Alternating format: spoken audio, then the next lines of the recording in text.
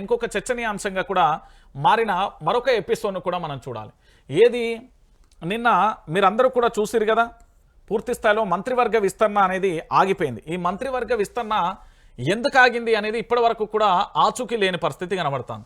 ఈ మంత్రివర్గ విస్తరణపై ఎప్పుడు జరుగుతుంది ఏం కథ అంటే ఇప్పటి వరకు కూడా ఎక్కడా కూడా కనీసం దీని మీద మాట్లాడిన పరిస్థితులు కానీ ఏది కానీ లేని పరిస్థితులలో ఉన్నారు. పూర్తిగా కూడా మరి మంత్రివర్గ ఉంటుందా లేదా, అయ్యో మంత్రివర్గ విస్తరణకు బ్రేకులు, మంత్రివర్గ విస్తరణకు రేవంత్కు బ్రేకులు, తన సన్నిహితులకు పదవి వచ్చే ఛాన్సే లేదు, తన శాఖలు కొత్త వారికి వెళ్తే పట్టుపోతుందనే భయం, ముఖ్యమంత్రి ఉప ముఖ్యమంత్రికి మధ్య విభేదాలు, బాంబు పేల్చినట్టు వంచి సందర్భం. ఇక్కడ విషయం ఏంటంటే మీరందరూ కూడా ఆలోచించాల్సిన విషయం, తెలంగాణలో హోంమంత్రి లేడు, విద్యాశాఖ మంత్రి లేడు, మున్సిపల్ శాఖ మంత్రి లేడు, ఇలా చెప్పుకుంటూ పోతే చాలా సామాజిక వర్గాలకు సంబంధించి మంత్రి పదవులు రాలే, దాంతోపాటు మంత్రి పదవులు లేని సందర్భాలు కూడా మనం చూస్తున్నాం.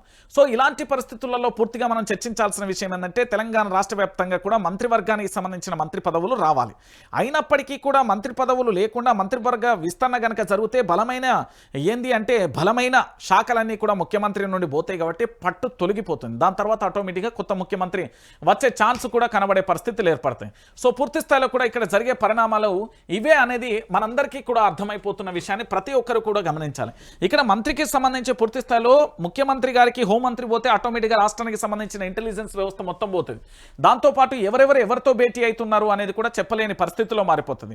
దాంతోపాటు ఏమేం జరుగుతున్నది అని కూడా చెప్పలేకపోతాం. దాంట్లో భాగంగా మీరు చేయాల్సింది ఏంటంటే ఇక్కడ వైఆర్ టీవీని ప్రతి ఒక్కరు కూడా సబ్స్క్రైబ్ చేసుకోర్రి.